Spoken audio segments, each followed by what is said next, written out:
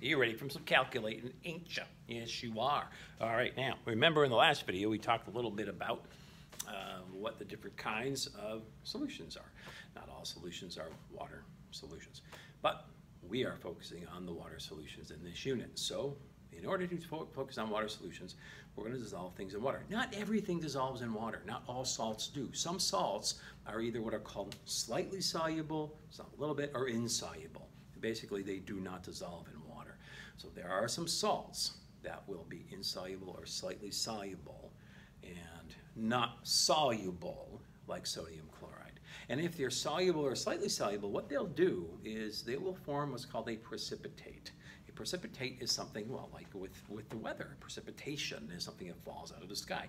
A precipitate in chemistry is something which would form at the bottom of something. If you had a test tube of water, you dumped in some lead hydroxide in there, then that lead hydroxide is not going to dissolve. It just sit there like a lump, literally like a lump. Not like you people. No. You're up and exercising right now, so we're doing this, right? Don't be lumpy. Don't be lumpy, okay? Don't be lumpy. Where was I? What was I talking about? Oh, the precipitate. Yeah, so you'll sit there and not dissolve. All right, so a precipitate is what you're going to get if you have an insoluble or slightly soluble salt. Now, here's the thing. There are hundreds of different combinations of salts. Most of them soluble, some not. How are you going to know? Is it like love? You'll just know. That's what Mom always used to say. It's like love. You'll just know. No, that's not chemistry, okay? Chemistry is not like love, okay? You don't just feel it. Some of you might not ever feel it. That's what you're saying. I ain't ever going to feel this. But, some of you will. I appreciate that. Okay, once again, off topic. I need food. I need food. My brain is losing it. It's just lunchtime. Off topic. Okay, precipitate falls out. So, okay, yeah, so which salts, how are we going to know which salt is soluble or insoluble? Okay, you have a chart, and I listed it on the handout thing in your book. Table 4.2. I don't remember exactly. Of course, it's in chapter 4. That's hence the 4. Second table in, so it's relatively early in that chapter. I can't remember what page it's on. But there is what's called a solubility table in there. And you're going to want that bad, Larry. You are certainly going to want that bad, Larry, on the next academic adventure to be available to you. And yes, I have uploaded one for you in essential documents. You're going to need that. Either that or you just memorize the solubility rules. There are some solubility rules that you can memorize. They're actually not that hard for who's soluble and who's not. Okay, if you look at that chart, I don't have a copy of the chart with me at the moment. I left it out and I don't want to go get it. I'm lazy. Okay, I'm hungry. I need food. I'm not going to go get it. But you have it in front of you, right? You do. Go find the solubility. Solubility table, table 4.2. Go find it. Go get it. You're going to need it. It's going to make sense. If I don't have it in front of you, this is what I'm going to be doing here is not going to make sense. Go. Good. Okay, got it. So there are certain things which are always soluble. Always. Okay, any of the alkali metals. You remember where those are. Those are on the left side of your periodic table. Yeah, grab the periodic table. The left side of the periodic table. Those are the alkali metals. Those are always soluble. So hence, that's why sodium chloride is so soluble. Dissolves so easily in water. It's one of those alkali metals. Sodium chloride. Yes, sodium chloride, sodium chloride, sodium chloride. So those are always soluble. That's important to remember. Of course, you have the chart in front of you, and you would see, and you read it, and you would know that. The halides are most often, yes, soluble. There are a few exceptions.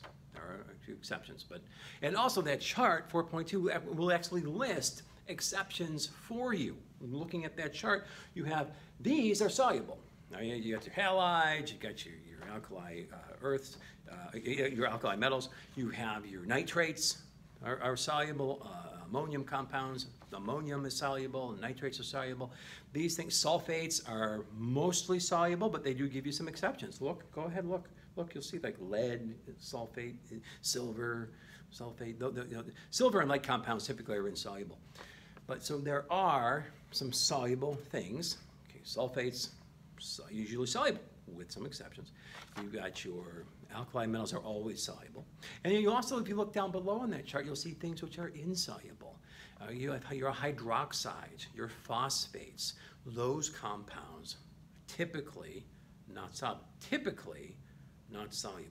Now here's the thing. An alkali metal is always soluble. Well, what if it hooks up with hydroxide, which is usually insoluble, or it hooks up with a phosphate, which is usually, or a carbonate? Okay, those are usually insoluble. What if an always hooks up with a usually? Well, the always is always. The always wins. So if you had sodium hydroxide, that's soluble. That's a very common base, an important one, which does dissolve in water. So if you had sodium phosphate, that's soluble. The always soluble sodium, potassium, you've got your lithium, those are always going to be soluble no matter who they're hooked up with. Okay. Keep that chart out. We are going to refer to it when we do our calculations. All right, enough about that chart. You're going to need that also on the next test, so keep that out. Okay, so not only should you have that chart out, but you also want to have this, which is in essential documents. I wrote key on here. I was going to start doing the key out, but I didn't. I did not do it on this one. I did do the key out. I'll have that loaded. You just load it in for you. You can go look at it. So I do have that, but here is the sheet you need, Ionic Equations. All right, I'm going to go through how to do an Ionic Equation. What's an Ionic Equation? What's a Net Ionic Equation? How do you do them? I think this is probably the one thing in all of chemistry, in 2 semesters of chemistry, I teach also chemistry 2 as well, that I think is one of the easier things to do that students do not. Students do not reciprocate that warm, fuzzy feeling I get when I do these. And I don't know why. I don't think that these are that difficult, but yet students will always mess these up on exams. And you will have on your next academic adventure probably 3 of these to solve. So you're going to want to know how to do them. So please follow along. And hopefully it won't be, hopefully you're one of those students who go, yeah, this isn't so bad. And hopefully if you are one of those students that, or if you are not one of those students, then hopefully you'll eventually go, okay, after a while, I get it now. Not too bad. Okay, like Mr. T in Rocky 3. You ain't so bad. You ain't so bad as Rocky 2, taking the pounding. His strategy was tiring out Mr. T, so he got his face smashed in for like 8 rounds. And then he went, rah, rah, rah, and he wins. It's Rocky. Okay, watch the movie. Okay, let's go ahead and do one of these problems. Now, there are some which have the equations done out for us. There are some where we have to write the equations. Okay, we should be able to do that. Now, it's not a problem for us. This is level 1 side. I'll do a level 1 problem first. And I'm going to start with E, 1E, 1E, 1E. Okay, so 1E, we have strontium bromide and potassium sulfate, and we're going to make, we'll switch those, so we'll get potassium bromide, and we'll get some strontium sulfate. All right, now is that balanced? No, put a 2 here. You balance that bad Larry out. Now they balance it for you. They were nice to you. I wouldn't be so nice to you. Sorry, sorry. It's tough love. I like you, but it's tough love. Now, you're going to know something else here. There's an arrow going down.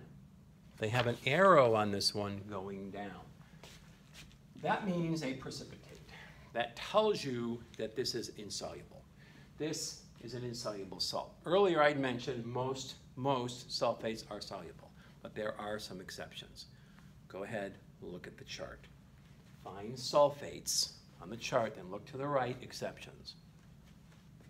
You'll find it. Strontium is one of those exceptions. What does that mean? That means strontium sulfate is not soluble in water.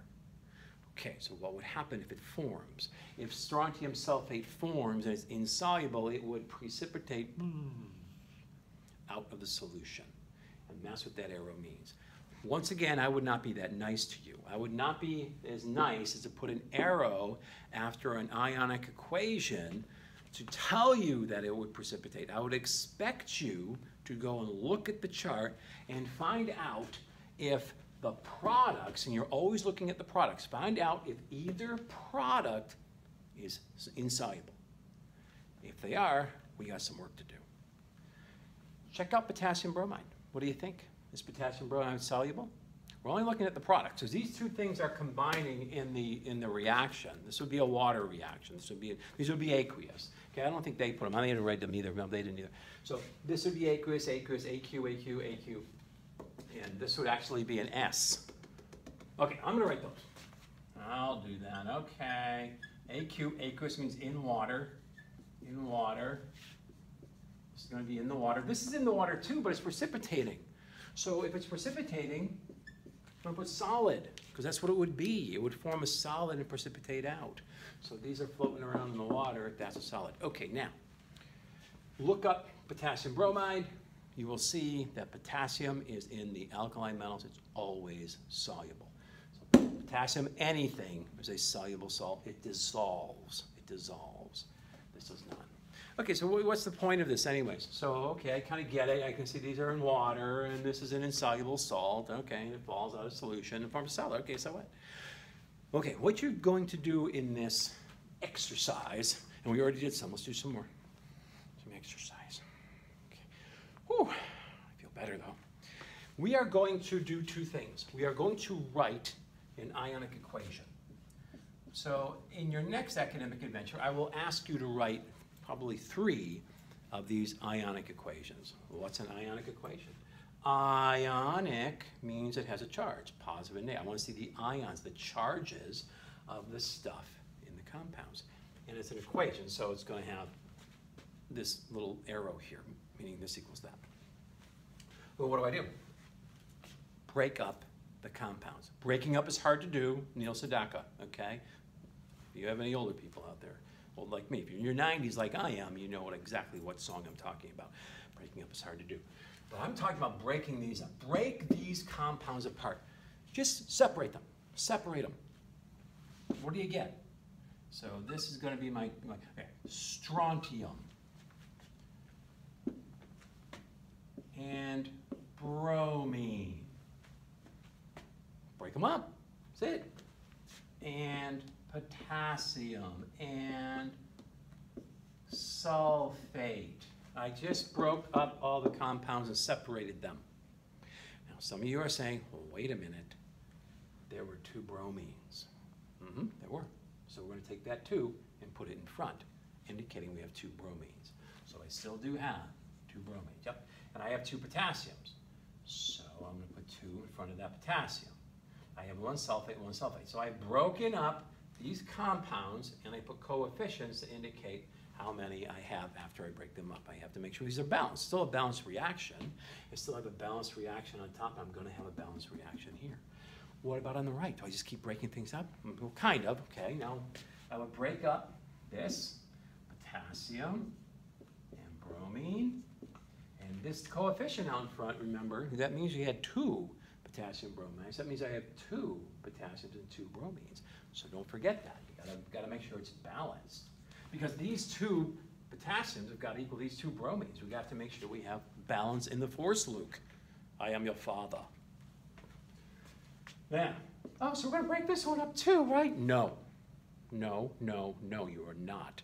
Because this is the insoluble salt. What that means is it would not break up. Insoluble means it doesn't break up, it sticks together, and that's not going to separate. So the strontium sulfate would not be separated in the ionic equation because it would not break up. These all break up. This is a halogen.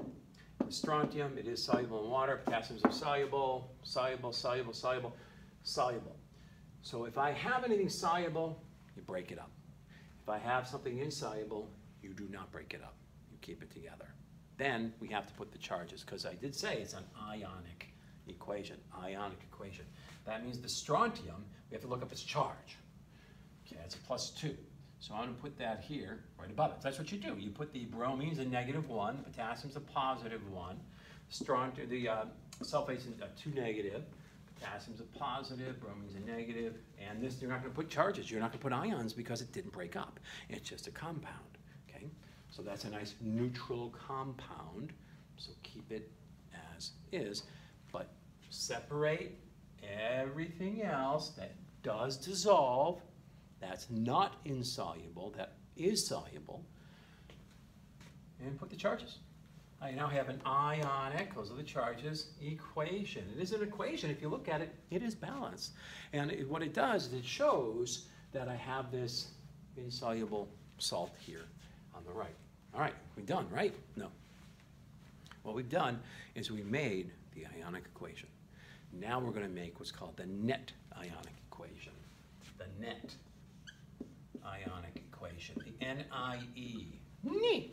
We are the knights of Ni, and you shall not pass until we have a shrubbery. All right, anyone? Yeah, some of you know. Great movie. If you haven't watched it, go watch it. What movie? Are you serious? What movie? Monty Python and the Holy Grail? Shrubbery. I'm disappointed in you. I need the net ionic equation. Oh, how do I do that? What does that mean? The net ionic equation only shows, listen carefully, only shows the ions, ionic equation, the ions that form the insoluble salt. So we're going to only show the ions that make that, nothing else. Okay, well, what made that? This and that. Strontium plus sulfate made the strontium sulfate, which is my precipitate. So the net ionic equation only shows the ions. The ions have the charges there. And I only have one strontium here and one sulfate here, so I don't have to put any coefficients in front, because there's just one and one. And we make a strontium sulfate. And that's what the net ionic equation does. It shows who makes the insoluble salt. That's it. These things up here that didn't do anything, look. The bromine and the potassium and the potassium, they're the identical on both sides. They're the same thing. Identical here, identical here. That means they didn't do anything. They're what I call couch potatoes. They're sitting there, not doing anything. Now, technically, they're not called couch potatoes. That's just what I call them. They're called spectator ions. They're just spectator ions. Spectator.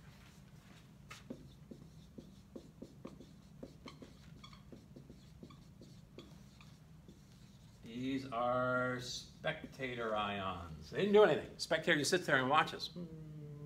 Doesn't get involved. Spectator. Thank you. All right, spectator ions.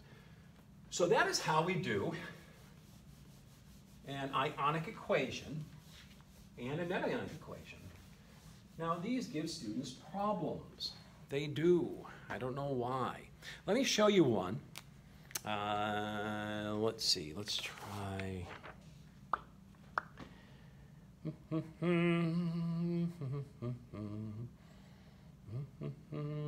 Okay, I'll just go right up to the very first one up here, 1A. Let's try 1A. Well, why don't you start with that one? Because this one's going to be TE. TE. Too easy. We have... Actually, well, should I go into that? If you have arrows going both ways in this reaction, that means everything's going to be soluble. That's what that means.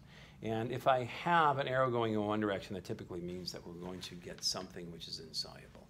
So already, right now, I already told you that everything's going to be soluble, but let's see why.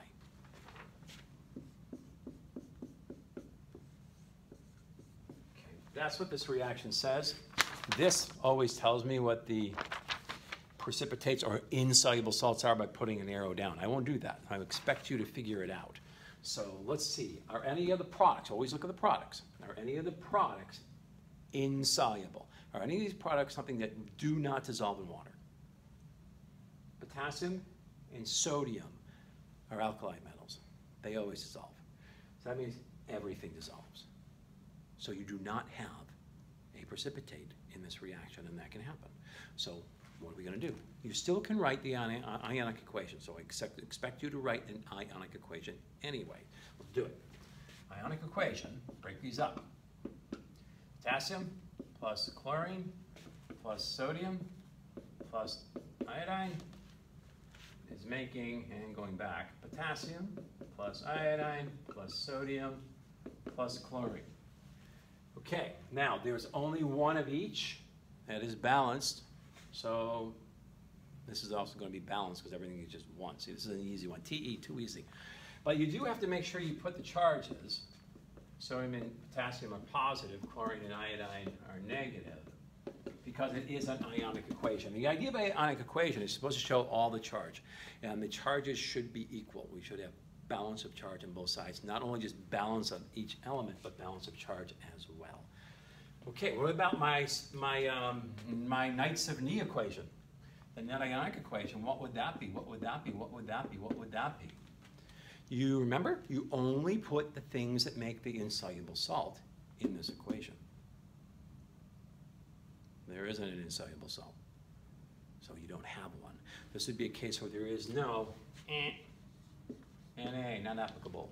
You would not have a net ionic equation because we don't have an insoluble salt.